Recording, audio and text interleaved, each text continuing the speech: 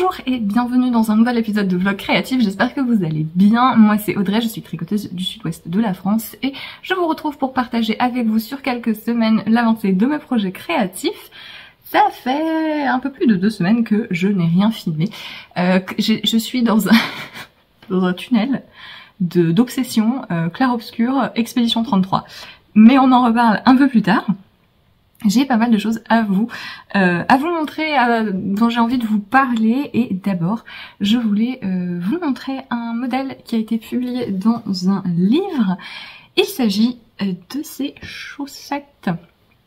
Ce sont les chaussettes Ligne, qui sont des chaussettes en jacquard et texture faites pour utiliser plein de restes. Donc elle se tricote des côtes vers la pointe, on fait des côtes semi-torse et ensuite vous avez un motif de jacquard qui est très simple, vraiment accessible aux débutants. Vous voyez, c'est de toutes petites répétitions. Je suis désolée, je ne sais pas ce qui se passe, la lumière, ça va. Mais je vous montre, c'est pas trop mal.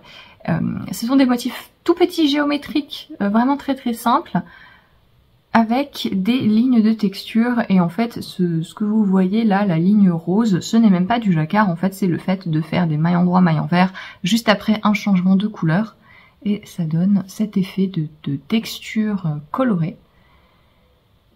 Voilà, vous avez un talon à rang raccourci qui est aussi plus simple à gérer et une pointe arrondie.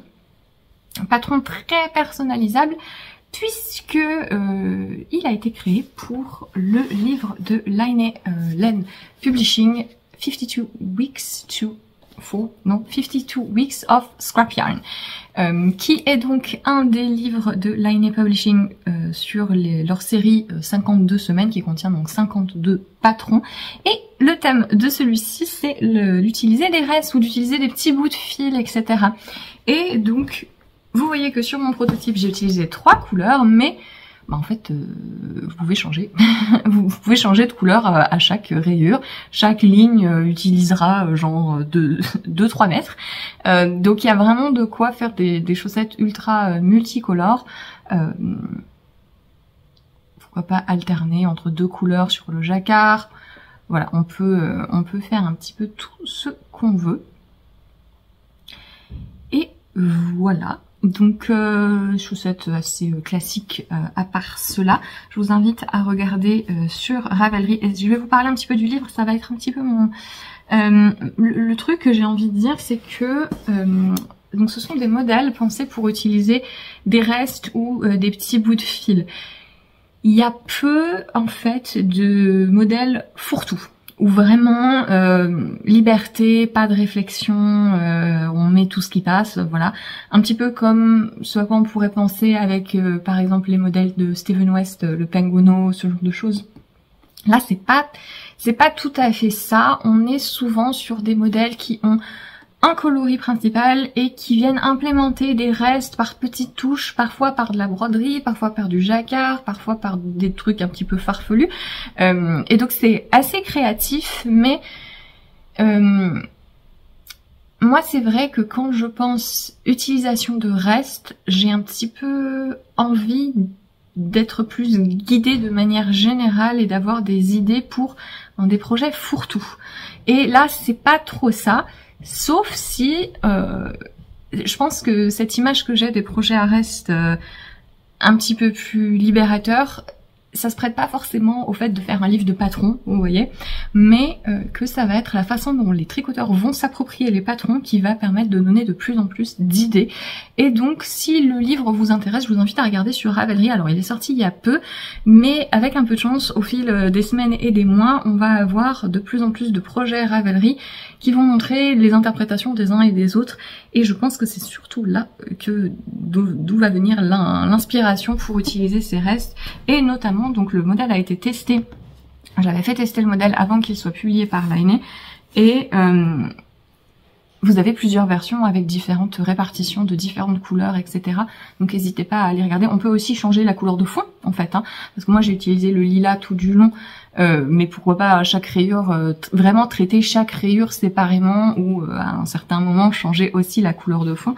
Donc voilà, je veux quand même vous parler de certains modèles du livre, certains modèles que j'aime bien. Donc le livre doit être à peu près disponible un petit peu partout, sachant que les parutions très populaires de cette gamme de Line Magic sont traduites en français. Il me semble qu'il y a Châle, il y a Chaussette, peut-être 1 et 2. Donc éventuellement, dans quelques mois, voire années, si le livre est populaire, il y aura une version française. Pour l'instant, donc il y a la version anglaise, peut-être qu'il y a une version finnoise. Et ça c'est disponible généralement dans la plupart des merceries. Mais je voulais vous montrer quelques modèles.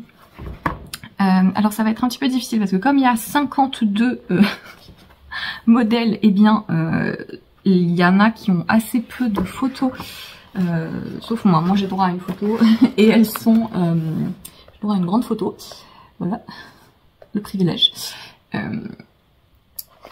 Et les instructions sont souvent trop près pour que je puisse vous montrer des photos des modèles. Mais j'en ai quand même repéré quelques-uns montrables. Le seul vêtement que j'aime bien, enfin que j'aime bien, non, il y en a d'autres que j'aime bien, mais celui qui vraiment me tape dans l'œil, c'est le Favo de Paula Pereira qui est... J'ai cru... j'ai eu beaucoup de mal à savoir si c'était du crochet mosaïque ou si c'était tissé après coup.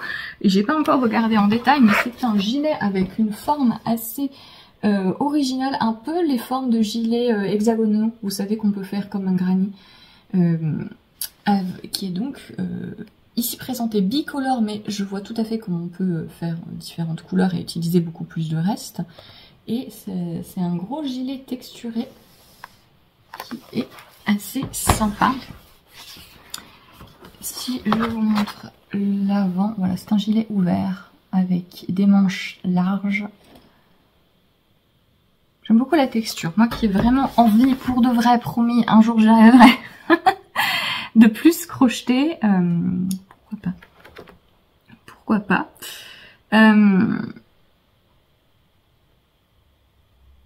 Le modèle de couverture. Je pense que c'est mon préféré de toute la collection.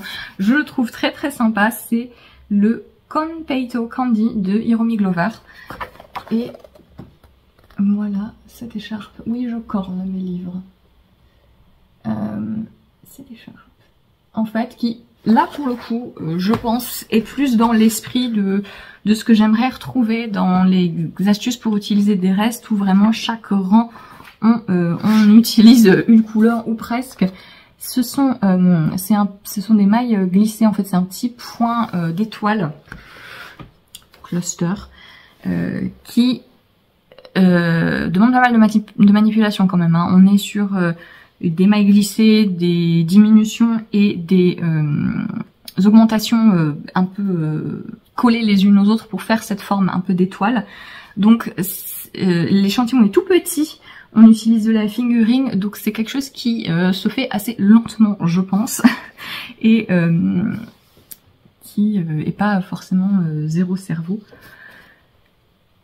Un autre gros coup de cœur, je pense que je l'aime à peu près autant que le précédent, c'est l'écharpe Yéyé de Liz Smith. Et ce sont des petits hexagones tous accrochés ensemble. Et là pareil, enfin en fait vous voyez que les modèles que j'aime vraiment beaucoup, c'est ceux qui permettent pour une vraie liberté d'association de couleurs, enfin, d'utilisation de restes. Et là, là je trouve ça vraiment très très sympa. Donc on tricote les hexagones, on en fait 67 et après on les coud ensemble. Éventuellement je pense qu'on peut... qu'est-ce qu'elle dit? Ouais, elle fait une vraie couture, je pense qu'on peut faire assembler au crochet ou faire quelque chose. Moi ça me dérange pas de faire des petits bouts de plein de choses parce que c'est assez satisfaisant et ça avance vite, et les techniques d'assemblage ça me convient. Qu'est-ce que c'est le... de la fingering aussi. Elle considère qu'elle a une couleur principale, j'imagine que c'est un des gris, et plein de coloris contrastants. Et donc voilà, là elle précise bien, chaque hexagone demande 28 mètres ou 6 grammes de fil. Donc c'est pas mal, et j'imagine qu'on peut aussi, peut-être en faisant de l'intarsia, faire des hexagones multicolores. Pourquoi pas? Voilà. C'est des hexagones en jersey et en point de riz. Ça fait un effet texturé en plus, donc j'aime beaucoup ce modèle. Je réfléchis à des potentiels futurs projets. Un autre que j'aime bien, c'est une écharpe toute fine en intarsia, la Color As You Go de Anna Huseman, qui est connue pour faire des modèles d'intarsia avec des blocs de motifs géométriques. Et donc là, vous voyez, il y a des petits cercles, des carrés, des rectangles. C'est assez sympa. Là aussi, la finesse de l'écharpe fait qu'on utilise très peu de fils. J'imagine qu'on peut assez facilement changer le type de motif utilisé pour varier un petit peu. C'est voilà, elle présente des blocs tout faits, mais on peut les diviser assez facilement en fonction du nombre de couleurs qu'on a. Si jamais on se rend compte qu'il nous manque un truc, c'est assez personnalisable. Ensuite, il y a une paire de chaussettes que j'adore, c'est les Hilo de Rebecca Mauser. Et ce sont des chaussettes avec color block, avec un positionnement de couleurs assez particulier. Je voulais regarder si c'était fait. Voilà, elles sont tricotées à plat, mais après...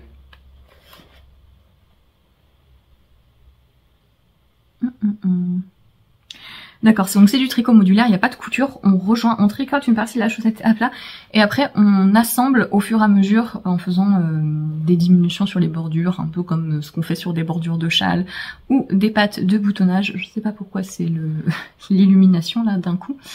Et il y a aussi des accessoires assez sympas, des sacs, des coussins, etc. Et notamment une banane dont beaucoup de monde a parlé parce qu'effectivement elle est très sympa, avec un motif de jacquard assez simple. Donc la banane est doublée avec du tissu. Donc voilà, faut avoir la doublure et vous avez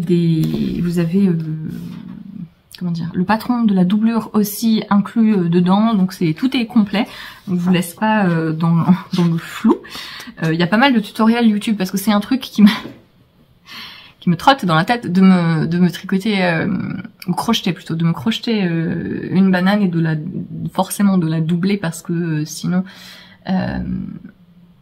surtout si je fais un crochet il y a des trous. Et étant une bille intersidérale en couture, je trouve pas mal de tutoriels en ligne si jamais. Mais voilà pour le 52 Weeks of Scrap Yarn. Voilà. Et les chaussettes lignes qui seront publiées individuellement dans un moment aussi, si jamais vous voulez juste ce patron-ci. Le patron sera disponible dans quelques mois, voire l'année prochaine, quand j'aurai le temps quand j'aurai les droits et le temps de les republier. Mais en attendant, tous les patrons du livre sont disponibles sur Ravelry si vous voulez tous les parcourir pour voir si ça vaut le coup pour vous d'investir dans le livre qui, comme toujours, est un bel objet livre. Voilà pour les chaussettes lignes. J'ai fini mon short Zao. Alors, il est actuellement en train de sécher, mais d'ici quand il sera sec, je filmerai des petits bouts et je prendrai des photos que je vous insérerai ici, si tout va bien. Sinon, j'ai l'air très bête, mais normalement, vous voyez mon short. Donc, c'est le patron Zao de Lily and Stitch, Elise Bonaille, je crois, qui est un patron 3 en 1, combinaison, top, short, ou combinaison. Et donc, j'ai fait le short, je l'ai fini, et je suis très contente. Alors, j'ai beaucoup ri, puisque... je vous ai dit dans le dernier vlog, je vous disais oui, je vais peut-être devoir allonger la fourche, merci, ou l'entrejambe. Les gens m'ont dit les deux. Allonger la fourche parce que les trucs sont jamais assez taille haute pour moi, blablabla. Pas du tout. J'ai comparé ce short à l'autre short que j'avais tricoté en cours de route et pas du tout, j'ai dû m'arrêter beaucoup plus tôt parce que mon échantillon avant n'est pas bon. J'aurais pu m'en douter vu que j'utilise un fil qui a de la laine et qui a donc tendance à être un petit peu plus souple et à plus tomber que le modèle d'origine tricoté en pernelle, donc en pure chambre. Donc les échantillons de manière générale, mais particulièrement le ratio maille-rang, quand vous substituez un fil avec ou sans matière animale, voilà, quand vous utilisez une fibre qui a de la matière animale alors que le patron a été designé pour des fibres purement végétales ou inversement, c'est vraiment ça n'a rien à voir. Donc je me suis arrêtée beaucoup plus tôt quand même, hein. Il me manquait 11 rangs d'augmentation. Donc ça fait beaucoup de mailles, il me manquait plus de 40 mailles et j'ai rattrapé un petit peu en montant plus de mailles sous l'entrejambe. Donc rappel, les shorts ça se construit de manière extrêmement simple. On tricote la ceinture, puis on augmente devant et derrière à ces deux endroits jusqu'à la largeur totale voulue, puis on sépare les jambes en montant des mailles sous l'entrejambe en fait, puis on tricote chaque jambe séparément. Et donc en montant ces mailles sous l'entrejambe, j'en ai monté plus que ce que le patron recommande pour essayer de récupérer un petit peu de mailles, puisque comme je vous dis il me manquait une quarantaine de mailles. J'ai pas pu en monter autant, j'avais un peu peur que si je montais vraiment, en fait j'aurais dû monter presque 50 mailles. J'ai un peu peur que ça fasse des proportions bizarres en fait, d'avoir la ligne entre les jambes beaucoup plus large. Donc j'ai monté à peu près de quoi avoir la moitié de ce qui me manquait. C'est compliqué, hein. Mais en fait, ce que je veux vous dire, c'est que c'est vraiment assez facile d'adapter les shorts et de bidouiller au fur et à mesure, c'est assez satisfaisant. Et là, j'ai vraiment du bol parce que, je vous l'ai dit, ce modèle est assez adapté à ma morphologie dans le sens où les jambes étaient prévues pour être très larges et donc j'ai pas eu trop de soucis pour retomber sur un compte de mailles suffisant pour mes jambes. Bien au contraire, puisque finalement je me retrouve avec les jambes de la taille 3. Donc j'ai fait la ceinture de la taille 3. Après j'ai augmenté tout de suite pour aller sur la taille 4 au début des hanches. Et les jambes c'est la taille 3. Voilà. Ça fait que les proportions du short sont le style est assez différent du modèle en fait à la base, puisque le modèle est assez, comme je vous dis, avec des jambes vraiment larges. Le short est hyper fluide, des jambes très flottantes. Et là, moi j'ai plus une coupe assez classique finalement. Je me dis que c'est pas plus mal parce que a posteriori, je pense que c'est une forme de short qui me va mieux plutôt que le côté très flottant et romantique qui est mignon, hein, mais voilà, c'est mignon. Je suis pas sûre que je porte beaucoup de trucs mignons. Je sais pas, j'ai un peu de mal à avoir le style, voilà, un peu les choses très filles, très je pense pas m'habiller de manière particulièrement neutre ou androgyne ou quoi, mais les choses qui sont très mignonnes, puis j'ai un peu de mal avec la genrification des vêtements, mais voilà, les choses qui sont mignonnes, romantiques, etc., quand ça fait un peu trop psup, j'ai pas l'impression que ça m'aille super bien. Donc, finalement, je m'en sors pas si mal, et je me retrouve avec un short qui a sensiblement exactement la même forme que le So Summer Short de Jessie Med que j'avais fait. Je n'exclus pas à l'avenir d'essayer de faire le Zao tel quel avec une fibre végétale et de voir si j'arrive à avoir ce côté fluide parce que ça pourrait être sympa pour par-dessus un maillot de bain, ce genre de choses. Enfin ça aussi, hein, mais peut-être le côté plus flottant, je veux quand même l'essayer. Je veux quand même essayer de voir. Qu'est-ce que j'ai fait d'autre comme modification? Oui, le bas. Donc le modèle Zao à la base est terminé par un rabat picot. Ce que je n'ai pas fait parce que, un peu dans le même esprit, c'est trop mignon. J'aimais pas trop enfin si c'est mignon, mais je n'aimais pas trop sur moi l'idée du rabat picot.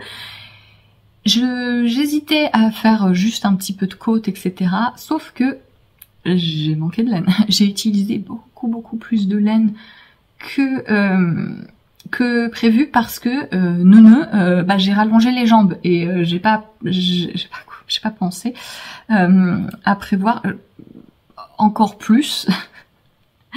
que la recommandation du patron. Et donc, quand j'ai vu que j'étais un petit peu juste en termes d'utilisation de fil, je me suis dit, bon, il va falloir que je fasse le minimum pour le rabat en bas. Et donc, voilà, faire des côtes, faire un ourlet replié, ça consommait trop de laine.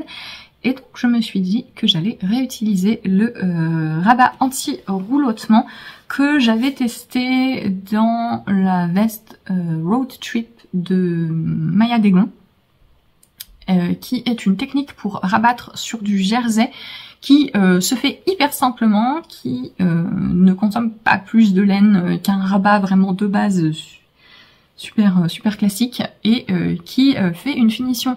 Il y a une légère surépaisseur, mais qui sur du jersey, moi, me plaît assez, et qui stabilise pas mal la fin du short. Et donc j'ai fait ça, et je suis très contente. Je suis très contente de ce que ça donne. Il est hyper confortable aussi.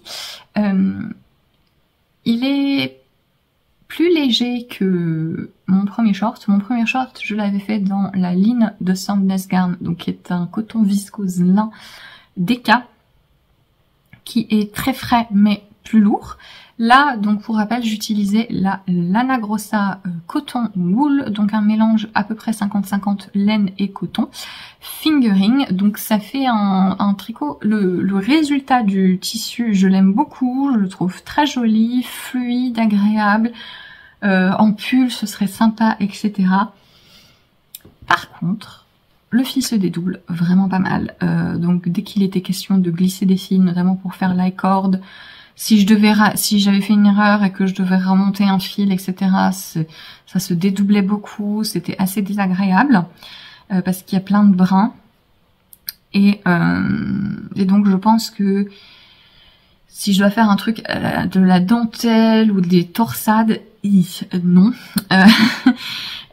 Et il y avait j'ai quand même eu beaucoup de nœuds dans mes 5 pelotes. J'ai eu 5 pelotes et je pense que j'ai eu en tout, je dois avoir 6 ou 7 nœuds.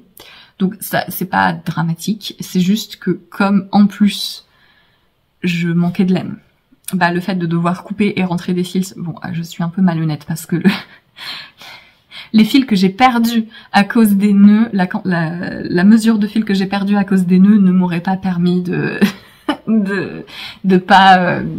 faire des ourlets ou des trucs comme ça. C'est pas équivalent, mais donc je suis un petit peu malhonnête. Mais c'est juste que ça contribue à mon expérience un petit peu de art. J'aime bien le résultat du fil, mais le processus tricot, voilà, pas mal de nœuds. Et en plus, le problème que sur un short, autant sur un t-shirt ou sur un débardeur, j'ai un peu appris où rentrer les fils de manière à ce que ça se voit le moins possible, y compris sur des fibres végétales et des tissus fluides où rentrer un fil ça se voit. Autant sur un short, j'ai vraiment pas envie d'avoir en plein milieu du devant un fil rentré de manière visible. Donc en fait, à chaque fois que je voyais un nœud, bah je perdais beaucoup de fils, où je devais défaire quasiment tout un rang parce que je voulais retomber soit sur le côté où il y a la zone de côte-torse qui me sauve parce que ça me permettait de rentrer les fils de manière assez discrète dans les côtes-torse, ou sous l'entrejambe. Et donc bah ça fait que pas mal de fois j'ai dû laisser des bouts de fil énormes parce qu'il y avait un nœud et que j'avais pas assez de fil pour faire le tour complet, et donc voilà. Donc ouais. Je crois que j'ai une autre quantité de cette gamme dans mon stage, je crois. Voilà, je pense qu'il va falloir que je choisisse le bon projet. J'espère que ça va bien se comporter au portage. Oui, pas mal de gens m'ont demandé vis-à-vis du short, de tricoter un short, est-ce que ça s'usait pas plus vite, etc. Le fait qu'on s'assoit dessus. Bah en fait, j'ai envie de dire, moi je tricote des chaussettes, donc si tricoter des chaussettes c'est suffisant, c'est gérable en termes d'usure, ben, tricoter un short aussi. Enfin, je mets moins de pression sur mes fesses que sur mes pieds. Je ne marche pas sur mes fesses, pas encore. Donc, bref, je vois ce que vous voulez dire, mais en fait, j'ai pas J'ai pas constaté plus je pense pas qu'on constate plus d'usure que un pull par exemple, où là vous voyez comment je suis, là j'ai mes coudes comme ça là sur la table, et donc bon ça c'est pas fait main, mais voilà, un pull quand même ça subit pas mal de frottements sous le bras, etc.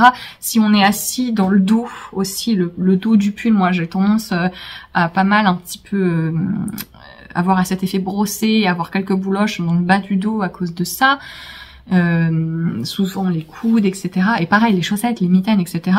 Pour moi le short ne s'use pas particulièrement plus, enfin un pantalon ou un short ou quoi ne va pas s'user particulièrement plus, à moins que vous vous teniez tout le temps comme ça et que vos pulls ne touchent rien.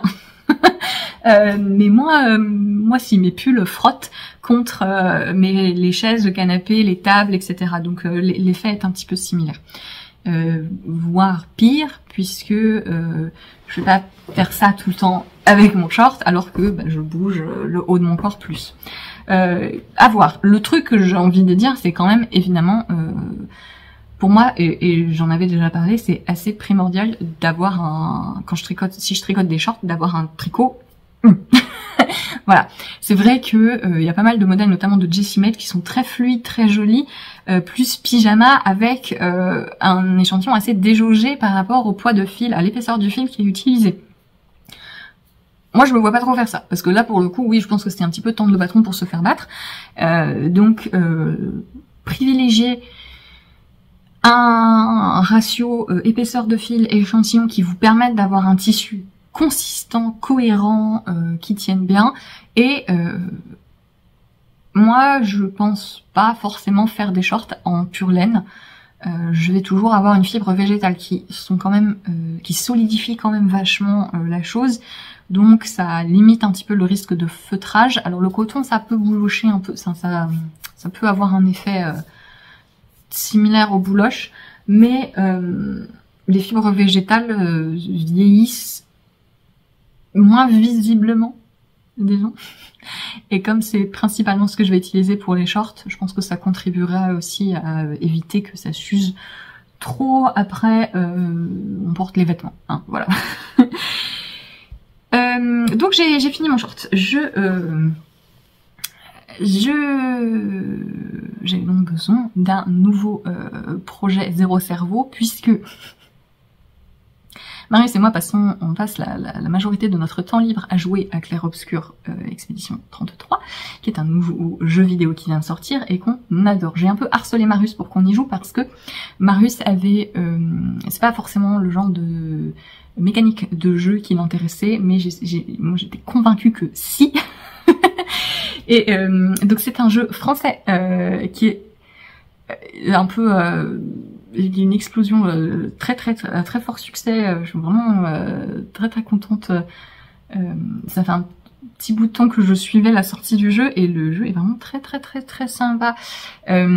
Et donc quand je dis que je joue avec Marius, en fait, Marius joue avec la manette, et moi je regarde et je commente et je dirige, parce que c'est un jeu.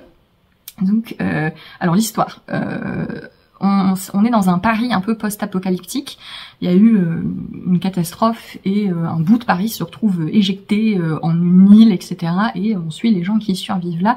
Et le pitch du jeu, c'est que on voit au loin quelqu'un, la peintresse, qui écrit des chiffres sur un grand bâtiment.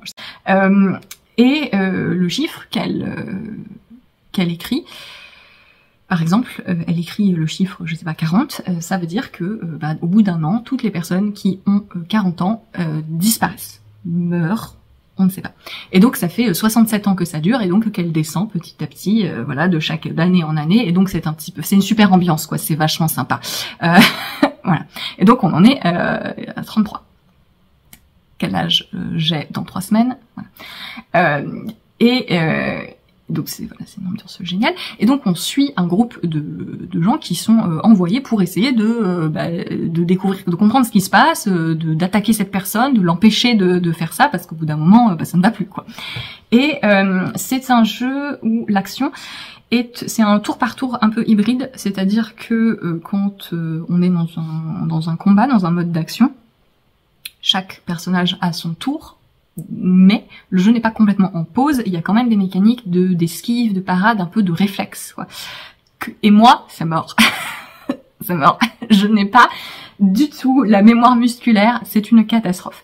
Et c'est comme, déjà de base, me déplacer dans un environnement en 3 dimensions, en fait, c'est pareil que dans la vraie vie, je n'ai aucun sens de l'orientation, mais de manière comique. Ouais, c'est vraiment ridicule.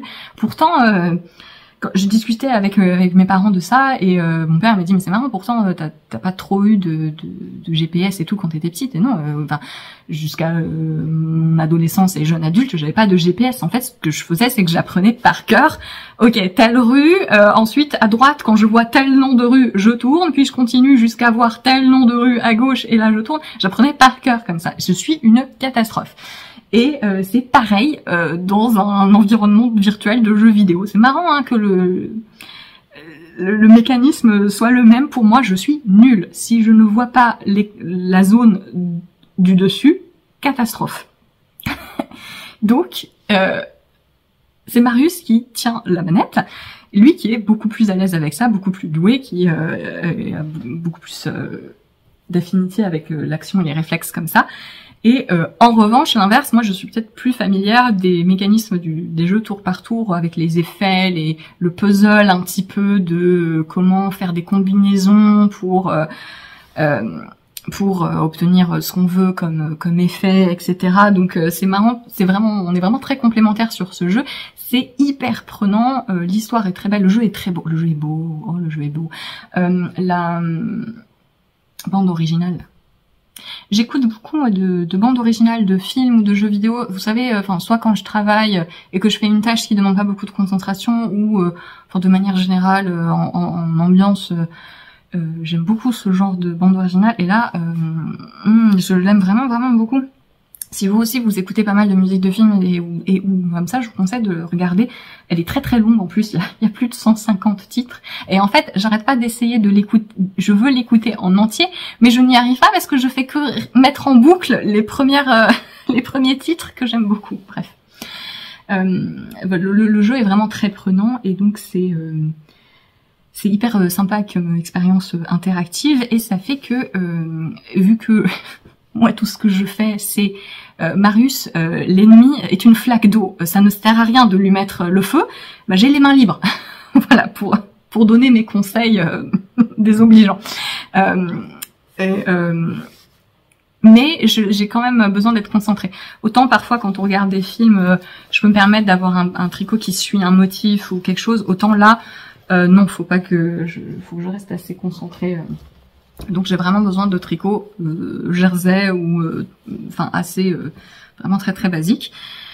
Et donc ayant fini mon short, je réfléchissais à ce que je voulais monter ensuite. Et le problème c'est que j'ai envie de faire plein de projets d'été, mais la majorité sont assez complexes. Je veux faire de la dentelle, etc. Donc pas possible pour nos soirées jeux vidéo. Et donc j'ai monté un Trux. Alors, on avait regardé la saison 3 de The White Lotus, et comme j'ai vraiment bien compris le message de la série sur la glorification du mode de vie des ultra-riches, bah, j'ai envie de reproduire certaines des tenues des personnages de la série. Voilà. L'ironie est là. Hein. Et notamment, Charlotte Lebon, à un moment, porte une brassière bleue qui a l'air d'être tricotée, qui a l'air d'être en point mousse. Et donc ça m'a pas mal plu, elle porte ça sous une chemisette, machin. Et je me suis dit, tiens, j'aime bien cette idée. Et donc je fais un truc improvisé. En fait, ça fait assez longtemps que je faisais pas de choses comme ça. Vu que je designais professionnellement, ben j'avais un peu perdu ce côté. Je fais à vue de nez et j'adapte, et si je dois défaire et refaire plein de fois, alors je le sais dans le cadre du design, mais c'est pas tout à fait, c'était un petit peu plus contrôlé. Là c'est vraiment, je visualise, je fais en essayant, et c'est quelque chose c'est un processus que j'aime beaucoup. Donc ça, ce sera le dos. Alors, le truc, c'est que les brassières, les trucs comme ça, les hauts d'été, les brassières, avec de l'aisance négative ou tout simplement ajustée, bah, faut quand même qu'il y ait de l'élasticité et si on veut utiliser des fibres végétales pour que ce soit suffisamment frais pour les porter en été ou au moins au printemps, les fibres végétales et élasticité, c'est non. Et donc ça fait plusieurs fois que je me dis quid des chaussettes, des fils à chaussettes d'été. Et j'avais envie d'essayer de mettre en pratique mon idée et de voir effectivement si c'était une bonne idée. Donc là, j'utilise de la laine de Lana Grossa, la Mellen White cotonnée Vegano, et donc c'est coton et polyamide, parce que du coup, le polyamide est censé me redonner l'élasticité que le coton n'a pas. C'est de la fingering, c'est donc une laine à chaussettes. Je vais voir.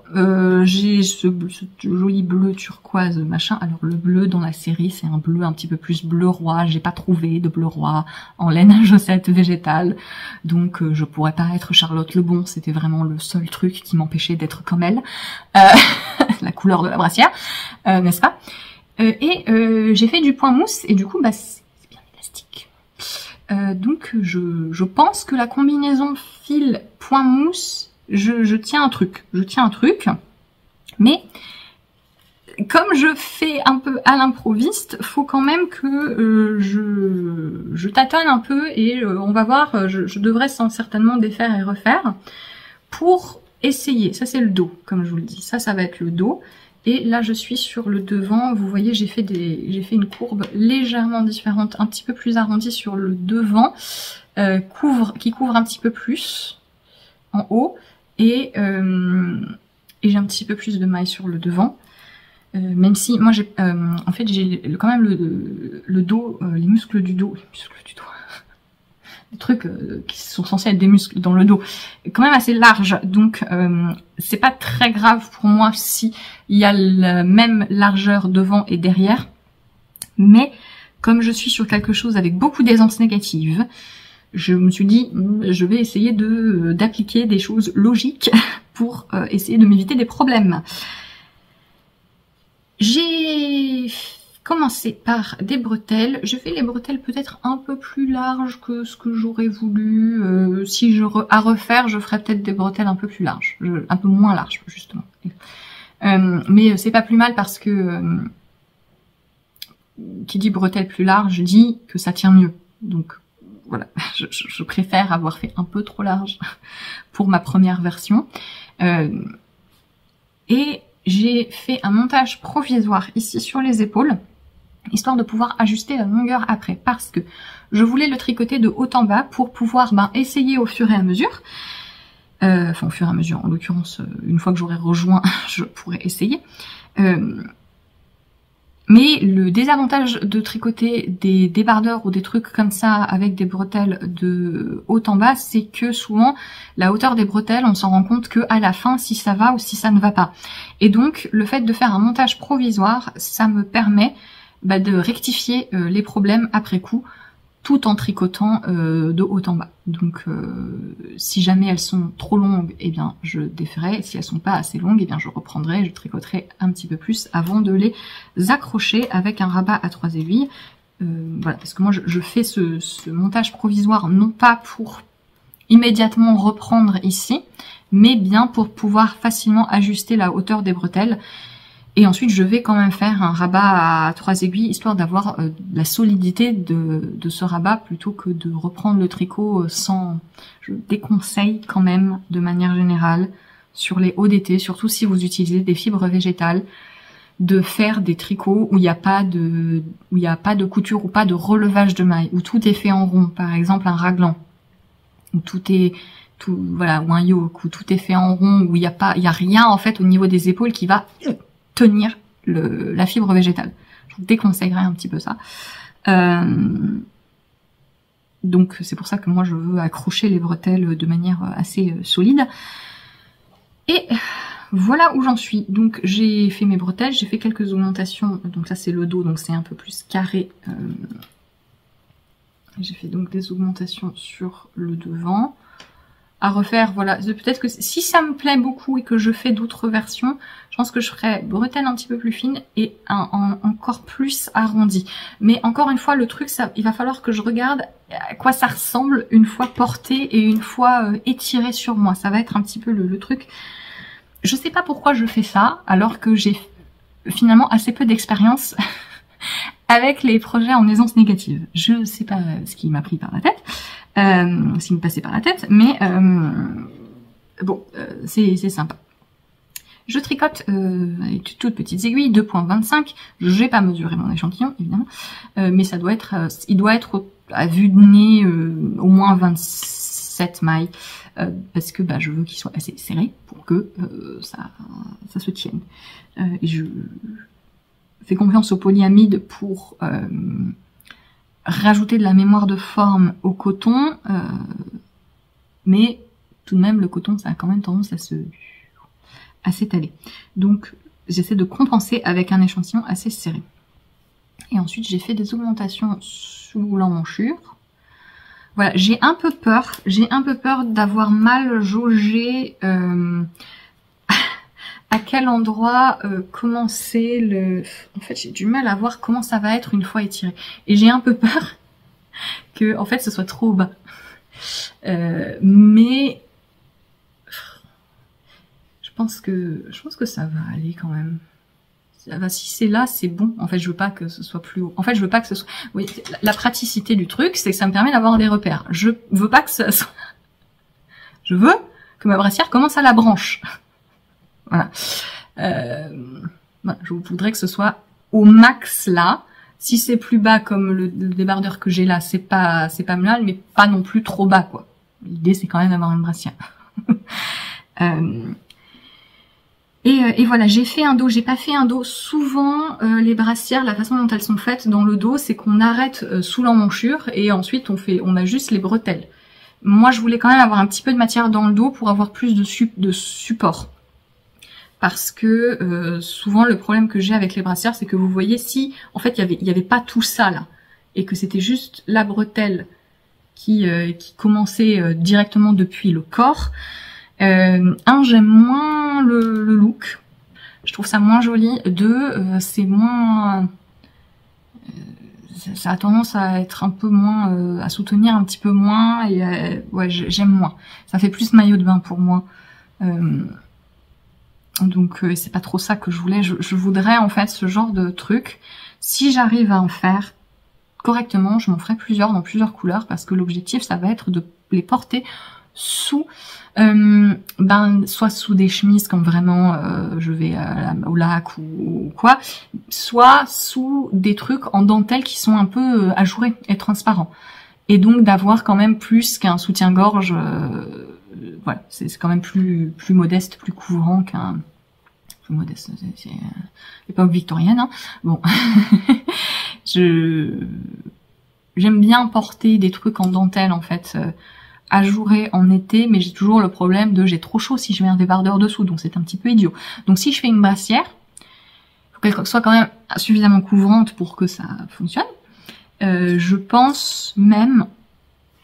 Ça dépendra de la quantité. Je pourrais certainement en faire plusieurs avec une pelote. Hein. Même j'ai dû jeter une bonne partie, peut-être 3-4 grammes de fil parce qu'il était, vous savez, il y avait un des brins qui était coupé et du coup il s'était défiloché dans la pelote. Voilà, ça arrive. Ça arrive. Mais je pense qu'avec une pelote, je pourrais techniquement faire 2 brassières. Pour ma taille. Pour rappel, je fais 96 cm de tour de poitrine à peu près. Ça dépend. Et je me demande si, une fois que je passe la poitrine, est-ce que je fais quelques diminutions parce que j'ai une taille, ma taille descend assez. Mais je pense que je vais pas arriver jusqu'à ma taille. et que le risque de ça, le risque de si je fais vraiment quelque chose d'ajusté ce que mon sous-poitrine soit ajusté, le problème c'est que j'arriverai pas à l'enfiler à cause de mes épaules. Donc ouais, c'est un peu un jeu. Comme je vous le dis, donc c'est un modèle que j'improvise à vue de nez, tout en prenant des notes pour pouvoir le reproduire. Donc si jamais ça vous intéresse, alors pour le coup mes notes c'est vraiment très très mal expliqué, mais si jamais si jamais vous êtes motivé et concentré, j'ai écrit sur ma page projet ce que je fais, hein. Si jamais ça peut vous inspirer pour faire la vôtre en adaptant éventuellement avec vos mesures si on fait une taille différente. Mais j'essaie de garder, en fait j'essaie de rester suffisamment simple pour que ça marche. Et ensuite je pense que je vais ajouter des petites modifications. Donc voilà, mon tricot zéro cerveau jeu vidéo du moment. Et voilà. Je suis également en train de tricoter les blocs du mois de mai de ma couverture en jacquard. Donc je pense que je vous montrerai ça plus bientôt. Ça fait 50 minutes que je parle, c'est insupportable.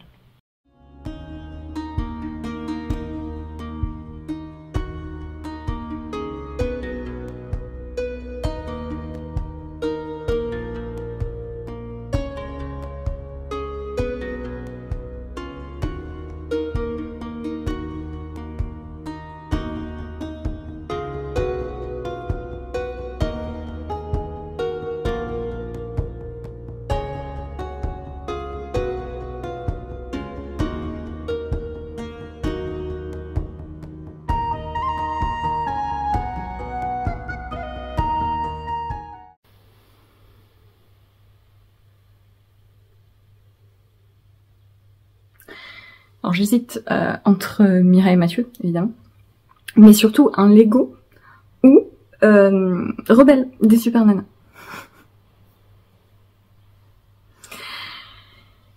J'ai fini mes chaussettes pastèques que je tricote pour le petit calendrier de l'Avent que je prépare pour les fêtes de fin d'année pour mon compagnon.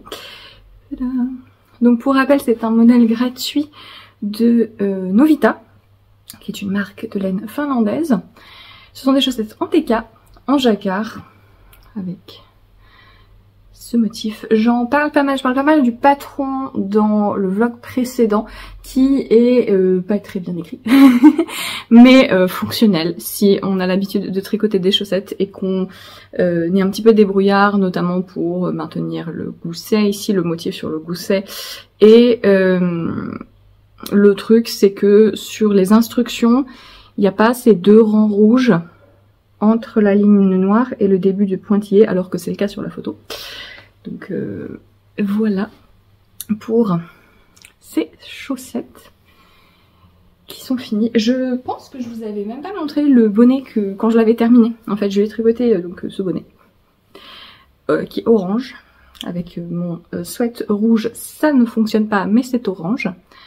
Qui est un bonnet donc que j'avais tricoté depuis la couronne en faisant des augmentations, puis tout droit, qui est super long pour pouvoir faire le revers qui lui plaira. Voilà, donc 2 sur, je crois qu'il y a une petite, j'allais dire dizaine, mais non. J'ai envie de lui faire, bah tiens je vais vous dire, j'ai envie de lui faire il y a des chaussettes rayées toutes simples. J'ai le coloris Matrix de Le Bruit des Aiguilles. Et je pense que je vais lui faire une paire de chaussettes normales comme ça. J'ai des mitaines avec les doigts. Parce que c'est un truc qui porte pas mal en hiver. Il a forcément facilement froid aux mains, que ce soit quand il est dehors ou quand il travaille, vu qu'il est assis, quoi, très sédentaire, donc il a froid. Mais c'est un patron... c'est un patron qui est gratuit sur Ravelry, que je lui ai déjà tricoté 2 fois, mais c'est un patron que j'adapte pas mal, donc, et ça fait très longtemps que je lui ai pas tricoté de mitaine. En fait, l'hiver dernier, il a ressorti, je pense, le premier truc tricoté que je lui avais offert il y a genre 8 ou 9 ans, et c'est là que je me suis dit, ah, faudrait peut-être que je lui refasse des mitaines parce qu'elles sont en piteux état. j'ai un reste de laine teinte main dans lequel je lui avais tricoté un bonnet avec du yak qui est très joli dans des tons bleus teints par The We Yarn Company. Donc je pense que les mitaines seront faites dans ça. J'ai envie de lui faire, il y a un châle de Maxime Cyr qui est un châle avec bicolore avec un petit point de maille glissé, il me semble. J'ai envie de lui faire ça parce que j'ai remarqué que pareil en hiver il aime bien, il me pique certains de mes châles parce qu'il aime bien les avoir, ça tient chaud d'avoir un plus petit châle plutôt qu'une grosse écharpe près du cou, et c'est plus pratique quand on marche ou quoi. Donc il y a ce châle là, je crois que la laine c'est de la Sport, et pareil je vais utiliser des restes. En fait j'aimerais bien que ça reste comme ça, mais ça ne veut pas, ça ne coopère pas. Ensuite, qu'est-ce que j'ai envie de lui faire? Les mitaines, les chaussettes rayées, le châle. Et il y a 2 pulls. Je pense que j'oublie peut-être quelque chose, mais je sais que j'ai envie de lui faire 2 pulls. Un pull, en fait l'année dernière il m'a demandé si je pouvais lui faire un pull de Noël, mais vraiment flashouille Noël 100%. Et donc je vais improviser un truc, je pense prendre... me baser sur la... En fait j'ai déjà fait les grilles et tout. Hein. Je me suis basée sur la coupe d'un des pulls en jacquard de Maxime Cyr, encore une fois. Et j'ai mis des motifs très noëlesques. Mais ça je pense que je tricoterai plutôt à l'automne parce que ce sera plus ambiance Noël. Et il y a un autre pull que j'ai envie de lui faire, c'est une marinière, c'est le pull Endeavour, je crois, de Caledonia Dreaming, qui est une marinière pour hommes avec des manches... Alors... j'ai un peu de mal à voir si... Je sais plus si c'est un raglan ou si c'est des manches contiguës, mais dans tous les cas c'est tricoté de bas en haut. Et donc ça va être pas mal de jersey. Donc je pense que ça je vais le monter dans pas trop longtemps. Ça se tricote en fingering ou sport. Je peux passer ma vie à faire ça, je pense. Et il y a une petite, j'ai envie d'essayer de lui faire une tapisserie. J'ai un kit de DMC, c'est du point de canevas de base, c'est un phare, comme il aime bien les phares. Sans raison particulière. Il aime bien les phares. Mais si, je pense que la raison c'est qu'il a très rarement vu le bord de mer ou le bord de l'océan, et du coup, voilà. Et c'est une jolie tapisserie. DMC a des kits comme ça en canevas, pas beaucoup. Il y en a un autre, c'est une fleur que j'aime bien aussi. Bon, bref. Voilà, je pense que c'est tout. J'ai peut-être oublié des choses. Mais c'est les trucs faits main que j'ai prévus pour ce calendrier de l'Avent. Alors, j'ai petite avancée, recul, avancée sur ma brassière bleue. J'avais fini donc le haut du corps, j'avais rejoint en rond, j'avais tricoté un petit peu. Un truc que j'avais un peu oublié, c'est que en tricotant en rond, vu que c'est du point mousse, il va falloir que j'alterne rang droit, rang envers. Mais sur des si petites aiguilles, mon échantillon avait pas l'air de bouger, donc ouf. Donc j'ai pu l'essayer et c'était beaucoup trop grand. En fait, ça aurait été un très bon débardeur. J'ai la bonne mesure pour faire un débardeur, mais moi je voulais vraiment une brassière. Donc j'ai enlevé... J'ai recommencé et j'ai enlevé beaucoup de mailles. Maintenant, forcément, j'ai un peu peur d'avoir exagéré et que ce soit trop petit, mais j'ai repris donc le dos. Oh, ouais, c'est petit, hein, c'est bizarre. Je pense que j'ai un peu exagéré. Mais j'ai un peu fait attention quand j'ai essayé la première version. J'ai regardé, ok, tout ça c'est en trop. J'ai regardé à quoi ça correspondait. Je pense que c'est un peu petit. Hein. Ah! Si seulement il y avait une solution simple du style mesurer mon échantillon et faire des calculs pour que ce soit correct. Si seulement c'était possible. Bref. J'ai aussi envie de vous montrer le début de mon bloc de mai sur ma couverture. Year by Piece, donc c'est une couverture en jacquard patchwork, un modèle de pattern knits. Il est où le truc? Je ne trouve pas. Et tous les mois, on reçoit un bloc sur le thème du mois en question. Et donc, c'est le bazar. Le mois de mai, j'aime un peu moins le motif du mois de mai, j'avoue. Il y a un truc que j'aime bien, c'est il y a un jeu un peu original. Donc ça, par exemple, c'est un dé. Dans quel sens c'est un dé carré. Il y a ce mois-ci pas mal de jeux sur le fond et le ciel. Il y a plusieurs carrés qui ont soit des rayures un peu aléatoires comme ça, soit plein de pointillés dans le ton jaune clair, rose, bleu, un peu pour faire un ciel avec un effet aquarelle multicolore que je trouve sympa. Ça change parce que jusqu'à présent on avait des motifs très figuratifs ou géométriques et là ça fait un peu un effet de peinture qui est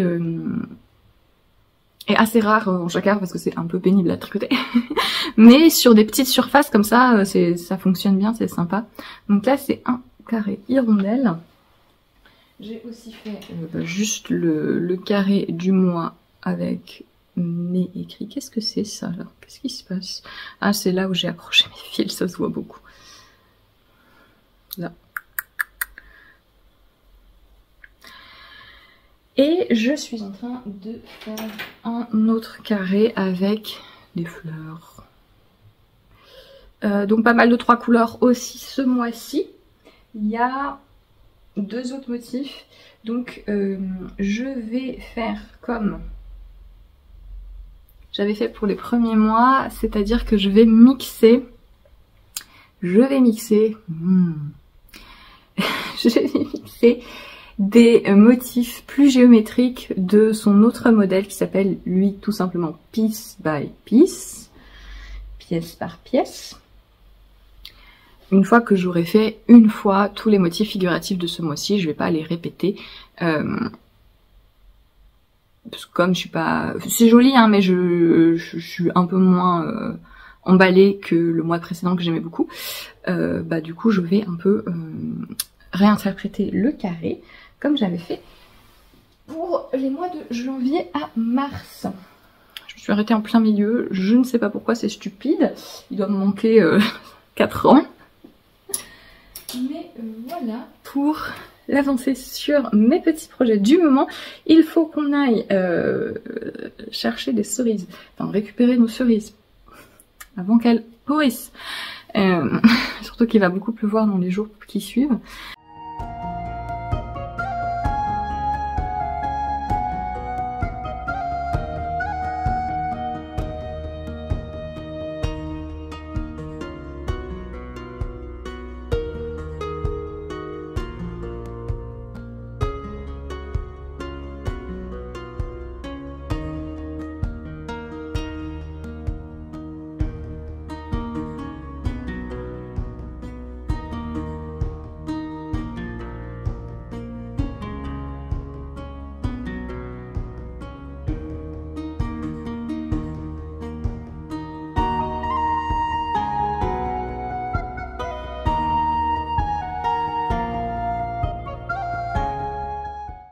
J'ai fini mon carré du mois de mai pour ma couverture Year by Piece.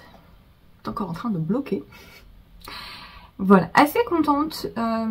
J'ai un peu mal géré, je pense, la disposition des différentes carrés de couleurs. Ça me plaît pas forcément que voilà, les carrés où il y a majoritairement du bleu et les carrés où il y a majoritairement du jaune soit disposé de manière très régulière. À refaire, j'aurais pas mis les carrés de comme ça.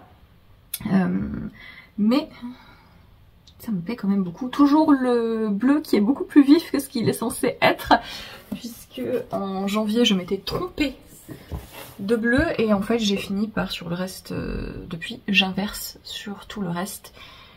Mon bleu qui est censé être plus clair et le bleu plus vif que j'ai utilisé ici. Mais voilà, pas mon mois préféré, mais j'aime bien le mélange, j'aime bien les carrés qui sont plus doux en fait, comme celui-ci. Je vous parlais un petit peu de l'effet aquarelle dans le ciel. Bon, toujours avec ma tension impeccable, surtout que là c'est encore mouillé, donc la laine n'a pas encore bien gonflé, mais voilà. En parlant de jacquard, en ce moment je tricote pas mal de prototypes pour un projet secret en collaboration qui paraîtra à l'automne. Et alors vous excuserez Mota qui est en guerre, vraiment c'est là. Il est en mode vraiment bataille acharnée contre une mouche. Et ça fait une bonne demi-heure et il n'y arrive pas visiblement. Donc je suis en train de tricoter des prototypes que je peux pas vous montrer, mais qui m'amusent beaucoup, puisqu'on est sur du jacquard et ça va être du jacquard en fait avec des motifs à placer un peu comme on veut, etc. Et c'est quelque chose qui me plaît énormément. Et j'espère, je pense que ça vous plaira, j'espère vraiment que ça vous amusera quand les patrons seront publiés, donc du coup vers l'automne. Ils seront publiés gratuitement aussi. Et ouais, j'aime vraiment beaucoup faire des motifs de jacquard. C'est un peu ce qui me conforte dans le type de projet que j'ai envie de faire et de publier éventuellement à l'avenir. C'est vraiment ça, de juste dessiner des grilles de jacquard. Je le fais pour moi. Et c'est un peu pareil sur... je vous disais que je voulais poursuivre les calmistères. Et ouais, c'est vraiment le genre de choses qui me plaît beaucoup. D'ailleurs, je vous avais un petit peu teasé le prochain thème du calmistère. J'ai vraiment envie j'ai plein d'idées qui m'intéressent beaucoup, ça m'amuserait énormément d'explorer certains thèmes que j'avais prévu de faire, donc je continuerai bien à faire ces modèles de jacquard comme ce que je faisais pour les calmistères, mais j'en ferai pas cette année. Je vais sauter cette année parce que ça prend du temps et je préfère passer le temps que j'ai sur le tricot design à gérer des collaborations sur lesquelles je m'étais engagée. Et donc le calmistère que je vous avais un petit peu teasé dans des tons pastel, céleste, tout ça, ce sera a priori plutôt l'année prochaine, mais c'est pas très grave en fait, puisque le projet secret dont je vous parle, on est un peu dans le... Voilà, il y a un peu quelque chose en commun avec les calmistères qui continueront plus tard. D'ailleurs, il va falloir que je trouve une autre façon d'appeler ce genre de projet, puisque je pense pas pouvoir les organiser encore sous forme de calmistère parce que ça prend un temps monstre. Mais il y aura du jacquard. Il y aura du jacquard cet automne et les années à venir avec mes 1000 idées de thèmes que j'ai envie d'explorer.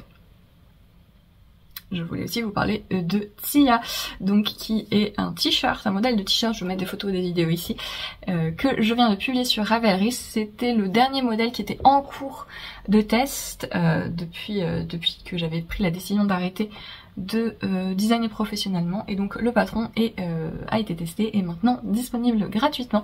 C'est un t-shirt qui est en fait assez basique, avec juste des options qu'on peut utiliser, modifier ou pas. Il se tricote de haut en bas. On commence par tricoter les épaules, le haut du corps à plat en formant les épaules avec des rangs raccourcis. On peut modifier la profondeur de l'encolure devant, puisqu'on tricote un peu tout droit avant de commencer l'arrondi du col, donc on peut dégager encore plus l'encolure si on le souhaite. On commence à faire des rayures si on veut. Vous voyez que moi j'ai fait une rayure fine, une rayure plus large, une rayure un peu moyenne. On fait la séquence de rayures que l'on souhaite. L'idée c'est qu'elle soit à cheval en fait entre le haut du corps et le bas du corps. Ça correspond à peu près à la moitié ici, mais vous faites bien ce que vous voulez. Quand vous avez atteint la bonne hauteur de monchure, on rejoint en rond et on tricote un petit peu le corps en rond en commençant une torsade sur les côtés. Bon, ça va être un peu la galère pour vous montrer, mais voilà, une torsade. Et ensuite, cette torsade, on peut la séparer et la poursuivre en faisant un bas fendu en côte à la mouche. La mouche est maintenant ici. Je ne sais pas si son prédateur va suivre. Donc moi j'ai fait une assez longue fente sur les côtés. Pareil, ça peut se modifier, ça peut s'éviter. Le patron contient des instructions complètes si on veut juste faire un corps de t-shirt en rond normal, en fait. Et voilà. Ensuite, on relève les mailles autour des manches, on fait quelques rangs raccourcis pour former une manche tombante sans trop de matière dessous. C'est un t-shirt, moi je le porte avec pas mal d'aisance, alors il a des plis parce qu'il n'était pas bien plié, mais il se porte avec pas mal d'aisance, donc cette forme de manche convient mieux. Et ensuite, on tricote un tout petit peu et on vient finir les manches et l'encolure en faisant un ourlet en jersey replié. Donc on tricote en jersey endroit, on fait un rond de maille en vert que moi j'aime, qui est optionnel mais que moi j'aime bien faire parce que ça marque le pli en fait ici au sommet. On retricote en jersey et ensuite on vient eh bien attacher les mailles sur l'envers. Il y a plusieurs manières de faire ça. Je vous ai mis dans le patron là un tutoriel sur la façon que moi je préfère. Moi je suis plutôt team, j'ai besoin que ce soit souple. Donc ce que je fais c'est que je ne rabats pas les mailles, je garde les mailles sur mon aiguille telles qu'elles sont et je viens les coudre au fur et à mesure sur l'intérieur. On peut faire aussi un rabat, on rabat les mailles et ensuite on coud le rabat sur l'intérieur. Ou on peut faire un peu comme un rabat à 3 aiguilles et rabattre en même temps. C'est un peu la version la plus ferme si on fait ça. Donc ça dépend... Oula, pardon, je vous bouscule. Ça dépend un petit peu de votre tension, de si vous remarquez que vous avez souvent tendance à avoir des cols qui se détendent trop, etc. en fonction du type de fil que vous utilisez, etc. Voilà. Ça va être une coupe assez simple, facile à ajuster, comme souvent sur les trucs à épaules tombantes. L'idée c'est qu'on peut mettre n'importe quel tour de bras sur n'importe quel tour de corps en fait. Donc notez que moi je grade, vous regardez bien les mesures hein, de la hauteur d'emmanchure et du tour de bras. Moi j'ai tendance à avoir un standard de gradation où les tours de bras sont un petit peu plus importants parce que c'est comme ça que moi je suis faite. Et je suis pas la seule à avoir pas mal de problèmes sur pas mal de standards de gradation où les manches sont beaucoup trop petites par rapport au tour de poitrine. Donc si vous c'est l'inverse et que vous constatez que le tour de bras qui est noté pour la taille que vous voudriez faire par rapport à votre tour de poitrine est trop important, l'avantage de cette construction c'est que c'est hyper simple de juste vous suivez en largeur et en circonférence une taille, mais vous suivez en hauteur d'emmanchure et ensuite sur la manche une autre taille. Si vous voulez pas que vos manches, vous voyez, sur moi les manches sont pas lâches, hein, alors normalement il y a mon tour de bras dans le patron qui devrait vous donner un petit peu l'aisance, il y a genre 2 cm d'aisance positive au tour de bras. Et essayer de... on peut faire, voilà, c'est un peu l'avantage de la coupe à épaules tombantes qui convient pas à toutes les morphologies, mais qui a l'avantage d'être extrêmement facilement modifiable. C'est vraiment, des Lego, quoi. Vous prenez telle manche sur tel corps et vous faites exactement ce que vous voulez. Voilà. Donc avec ou sans rayures, avec ou sans corps fendu, ça peut être quelque chose d'assez basique. Et maintenant disponible, je pense vous avoir tout dit et je vais vous laisser pour ce vlog-ci. J'espère que la vidéo vous a plu, je vous retrouve dans quelques semaines. Je sais pas trop, je risque de prendre un petit peu plus longtemps parce que comme je vous le dis, je tricote sur des choses un petit peu secrètes, mais je prends quand même le temps de faire mes projets perso et il y a des choses qui avancent pas mal. Donc si vous ne me voyez pas avant juillet, je n'arrive pas à savoir si tu es un bourdon ou une guêpe. En fait, je crois que c'est une guêpe, mais qui a la taille d'un bourdon. C'est un petit peu... un petit peu préoccupant tout ça. Non, je préférerais avoir des abeilles. Je ne vois aucune abeille. C'est terrible. Passez une belle soirée, fin de journée en fonction de quand est-ce que vous regardez cette vidéo. Et je vous dis à plus tard. Salut!